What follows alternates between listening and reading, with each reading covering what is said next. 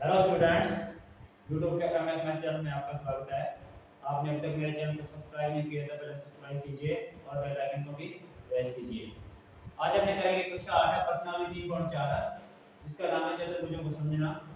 प्रश्न संख्या 1 से बताने हैं सत्य या असत्य। कुछ कथन दिए हुए हैं, इनको बताना है हमें कि कथन सत्य है या असत्य है।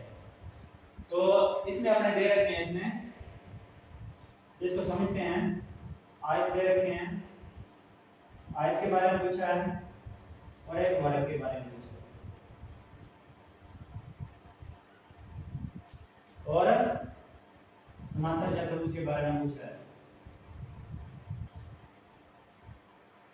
तो जो आयत होता है, आयत के आमने सामने की जो भुजाएं होती हैं, समूह भुजाएं, वो समान होती हैं।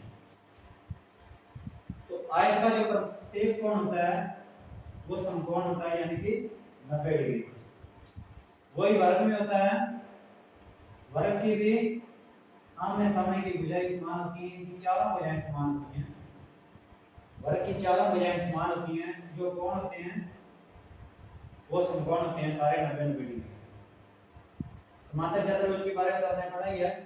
इसके समूह भुजाएं और समूह कोण बराबर होते हैं, आयत और वर्ग। इसके जो विकर्ण होते हैं एक दूसरे को समद्विभाजित करते हैं। इसके विकर्ण भी बराबर होते हैं, एक दूसरे को समद्विभाजित करते हैं। समांतर चतुर्भुज के तो समद्विभाजित करते ही हैं। और क्या ये कोण मारते हैं, ये वर्ग के ये कोण जो हो गए 90 डिग्री। वर्ग के जो केंद्र पर कोण बनेंगे वो 90 डिग्री। इसी प्रकार अपने इसको हल करते हैं। इसमें पहला कथन दे रखा है, सभी आयत वर्ग होते हैं। सभी आयत जो होते हैं वर्ग होते हैं। आयत तो आ गया ये और वर्ग आ गया जिसकी चारों भुजाएं बराबर है। तो ये जो लक्षण आयत के हैं वो वर्ग के होंगे। इसके आमने सामने की भुजाएं बराबर होती हैं, तो इसकी तो सभी भुजाएं बराबर होती हैं, मतलब सभी आयत वर्ग नहीं हो सकते। इसलिए ये कथन असत्य है, ये कथन असत्य है। इसी प्रकार इसमें 2 नंबर दिया हुआ है कि सभी समचतुर्भुज समांतर चतुर्भुज होते हैं। समचतुर्भुज क्या होता है, जिसकी सभी भुजाएं समान होती हैं। ये आ गया एक समचतुर्भुज, समचतुर्भुज। और समांतर चतुर्भुज की जिसकी समूह भुजाएं बराबर होती हैं। समूह भुजाएं बराबर होगी, ये एक समांतर चतुर्भुज है।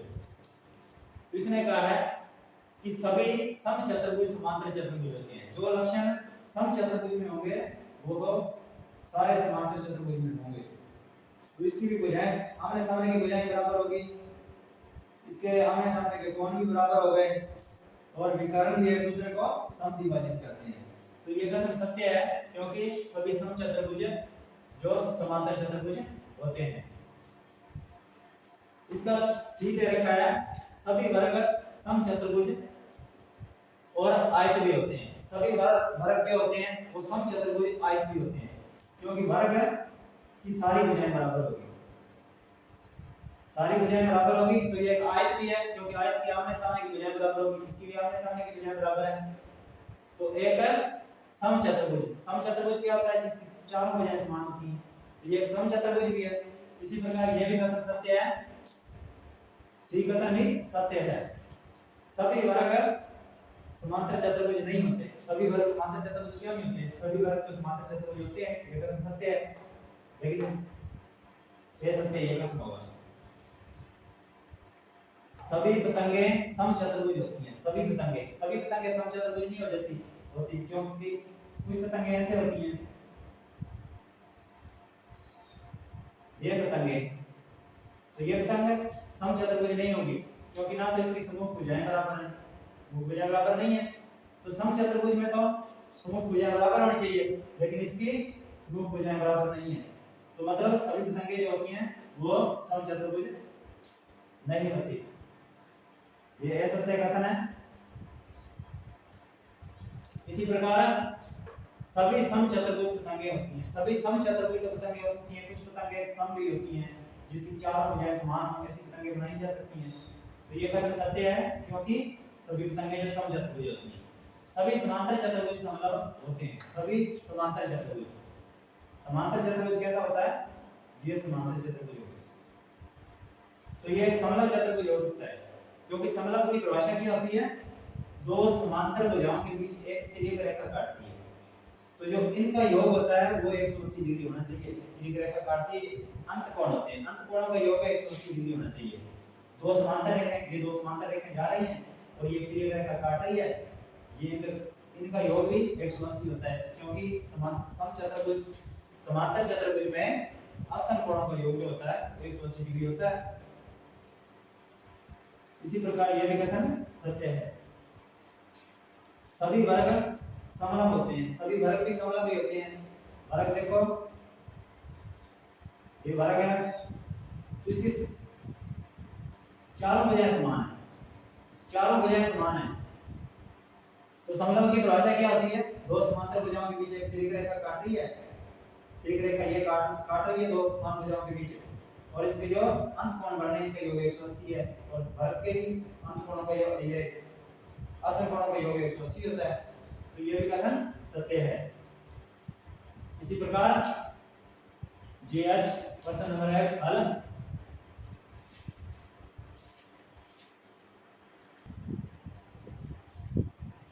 प्रश्न संख्या 2, उन सभी चतुर्भुजों की पहचान कीजिए जिसमें दो भुजाएं बराबर लंबाई की हो, सॉरी चारों भुजाएं बराबर लंबाई की हो, चारों भुजाएं बराबर लंबाई की हो, तो उसमें कौन कौन से होंगे? एक तो होगा समचतुर्भुज और एक होगा वर्ग। समचतुर्भुज क्या होता है? जिसमें चारों भुजाएं समान होती हैं, समचतुर्भुज जिसमें चारों भुजाएं समान होती हैं। वर्ग क्या होता है? जिसकी चारों भुजाएं समान, वर्ग की भी चारों भुजाएं समान होती हैं, वही बताना है। चारों भुजाएं बराबर लंबाई की, इसमें भी चारों भुजाएं बराबर लंबाई की हैं और इसमें भी चारों भुजाएं बराबर लंबाई की हैं। एक तो होगा समचतुर्भुज और दूसरा होगा वर्ग। समचतुर्भुज और वर्ग जिसकी चारों भुजाएं बराबर लंबाई की होती है। दूसरा पूछा है चार समकोण, जिसमें चार समकोण हो। चार समकोण किस में होते हैं? एक तो वर्ग में चार समकोण होते हैं, ये चारों कोणों का योग जो होता है समकोण होते हैं 90-90 डिग्री, और एक आयत होता है जिसके चारों कोण जो होते हैं समकोण होते हैं, इनका भी योग जो होगा 90-90 डिग्री। इसी प्रकार चार समकोण, एक वर्ग होगा और एक आयत होगा। ये इसका आंसर है और ये पहले का आंसर है।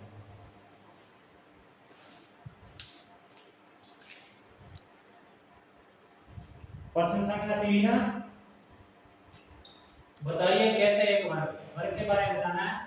एक चतुर्भुज है, एक चतुर्भुज कैसे है? एक वर्ग, एक वर्ग में चारों भुजाएं होती हैं, इसलिए वह एक वर्ग है, इसलिए वह एक चतुर्भुज है। ये देखो, ये हो गया अपना वर्ग हो गया।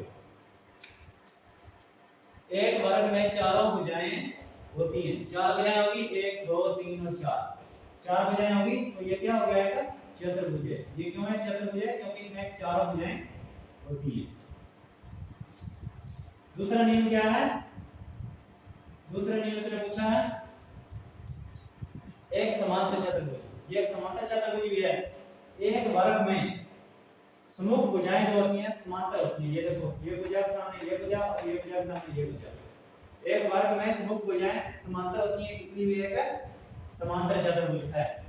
एक समचतुर्भुज, एक समचतुर्भुज, एक वर्ग में जो सभी भुजाएं समान होती हैं, इसलिए वो एक समचतुर्भुज है।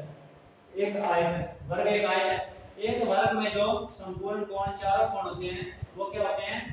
समकोण होते हैं, यानी कि ये 90-90 डिग्री के समकोण होते हैं। यही आयत की विशेषता है, इसलिए वो एक आयत है। तो इस प्रकार इन चारों को हल करना है।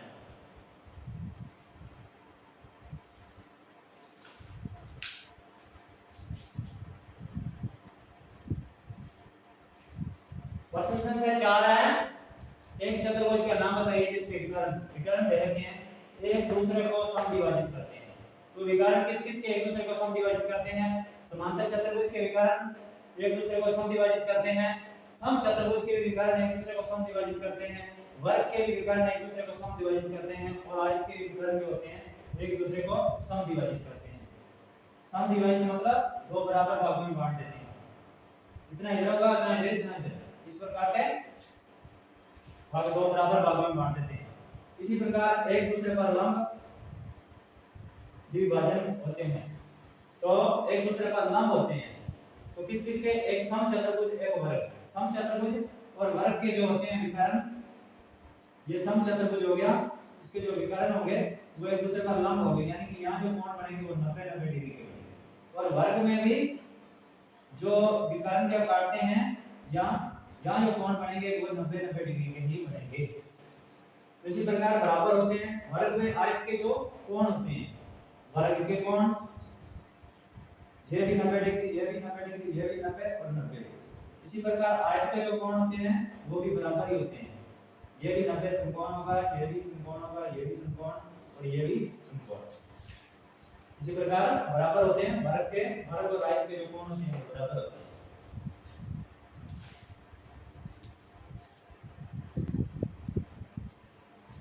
प्रश्न संख्या 5 बताइए, एक आयत है उत्तल चतुर्भुज है, एक आयत उत्तल चतुर्भुज है। तो उत्तल चतुर्भुज क्या होता है, जिसके जो कोण होते हैं, चारों कोण 180 डिग्री से कम होते हैं, उसे क्या कहते हैं, उत्तल चतुर्भुज कहते हैं।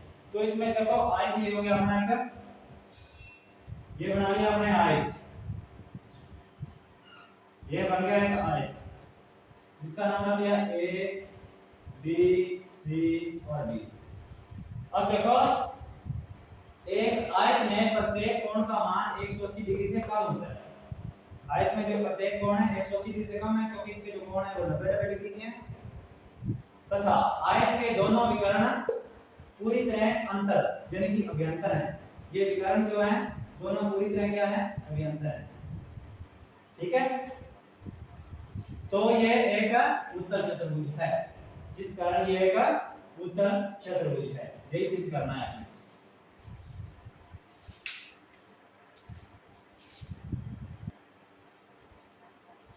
प्रश्न संख्या 6, एबीसीडी एक समकोण त्रिभुज है। एबीसीडी एक ये A B C, A B और सी एक समकोण त्रिभुज दे रखा है, एक समकोण त्रिभुज दे रखा है। ओ समकोण के सम्मुख वाली भुजा का मध्य बिंदु है, तो ओ बिंदु से ए बी सी समान दूरी पर है, स्थित है, यह सिद्ध करना है।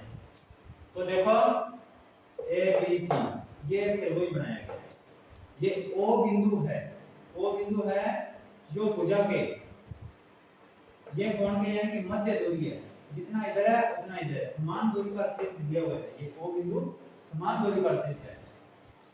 तो अपने देखो ओपी को डी तक इस प्रकार बढ़ाएं कि बीओ और ओडी, बीओ और ओडी दोनों बराबर हो, जितनी बीओ और उतनी ही ओडी हो।